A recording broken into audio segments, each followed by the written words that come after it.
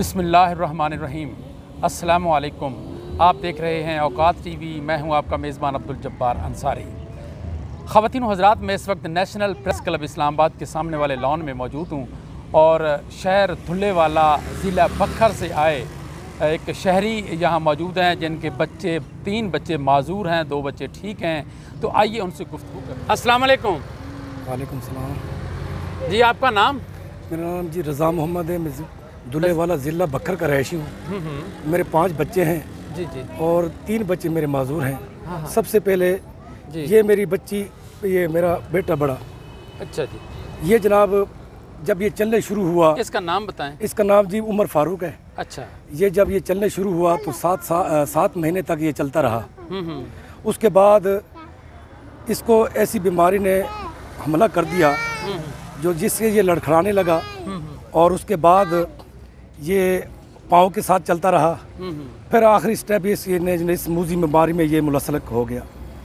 तो इसका इलाज मैंने उस वक्त चिल्ड्रन अस्पताल लाहौर में कराया था। तो बहुत महंगा इलाज होने की वजह से मैं इसका इलाज ना करवा सका। अच्छा, क्या बीमारी का नाम क्या बताया डॉक्टरों ने? डॉक्टरों ने बताया कि ऐसी मूजी बीमारी है, तो इसका इलाज जो है ना भी मतलब है कि बहुत महंगा इलाज है। एक ज़िले मियाँ वाली के एक न्याजी डॉक्टर हैं, उसने बोला भाई इनके पर बहुत ज़्यादा खर्चा आएगा, तकरीबन 18 लाख के। अगर एक आप तीनों पे? हाँ, तीनों पे जो है ना तकरीबन, तो आपके बच्चे चल सकेंगे। अच्छा। तो उसके बाद मर्ज का नाम उन्होंने नहीं बताया? मर्ज का ये नाम, पोलियो है, क्या मसला है? मसला सर ये ऐसा है, ये देखो ये उसके बाद ये इसका क्या नाम है? इसका नाम तैयबा बीबी है। और ये भी देखें आपके सामने है, ये भी मतलब है कि अभी इसको खाना भी खुद 1 घंटे में खिलाना पड़ता है। खाना आराम आराम से ये खाना खाते हैं।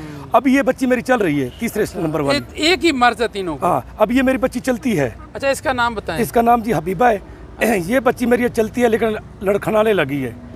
उसी तरह है कि ये उसी तरफ जा रही है। तो जनाब मैं गरीब आदमी, मैं मजदूर आदमी हूँ, मैं अपने बच्चों का पेट नहीं पाल सकता। महंगाई का वो दौर है, 1 किलो घी लो और 1 किलो चीनी 500 रुपये का आता है सर। तो इस मामले में मैं तो किराया भी मांग कर लाया हूँ और मैं बड़ी उम्मीद लेकर आया था पिम्स अस्पताल में। तो इनके टेस्ट वगैरह हैं, बहुत महंगे हैं। और मेरी जो घर की जनाब, मैंने आपको पहले अर्ज़ की थी कि मेरा 4 मरले का प्लाट है, मेरा घर नहीं है धुल्लेवाला में। जी, धुल्लेवाला में जी। अच्छा। जिससे अभी मैं हुकूमत से दरख्वास्त करूँगा कि मेरी माली इमदाद भी की जाए और इन बच्चों के, ख़ास तौर पर इन बच्चों का इलाज कराया जाए। इसका इलाज डॉक्टरों ने क्या बताया कि कहाँ से होगा?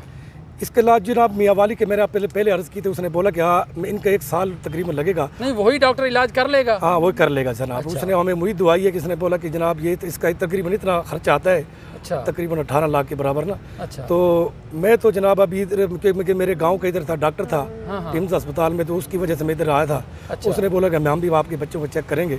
अच्छा। तो वो टेस्ट उन्होंने लिख के दिया है, MRI वगैरह वगैरह, वो बहुत महंगे हैं, वो जिसकी वजह से मैं अफोर्ड नहीं कर सका। क्योंकि मैं किराया भी एक माली इमदाद किसने दोस्तों ने दी थी, जिसकी वजह से मेरा किराया वहाँ पर आने का मेरा 12,000 रुपये था। 1 माह पहले भी आया था मैं। तो डॉक्टरों ने बोला आपके ब्लड टेस्ट लिए जाएंगे और आपकी जो है ये भी टेस्ट लिए जाएंगे। तो दोबारा मैं 1 महीने के बाद आया हूँ। अभी ये मैं ख़र्चा अफोर्ड नहीं कर सकता, जिससे मुझे सदर ममलकत से मेरी दरख्वास्त है, वज़ीर आज़म पाकिस्तान इमरान खान साहब से और जितने भी दफाई इदारे हैं उनसे मेरी अपील है, और जितने भी पाकिस्तानी हैं, मेरी माली इमदाद भी की जाए और मेरे बच्चों का इलाज कराया जाए। जी जी। तो आपने इस सिलसिले में वज़ीर आज़म को या किसी इदारे को कोई दरख्वास्त दी है? जी सर, ये आज से 8 महीने पहले मेरे बच्चे उधर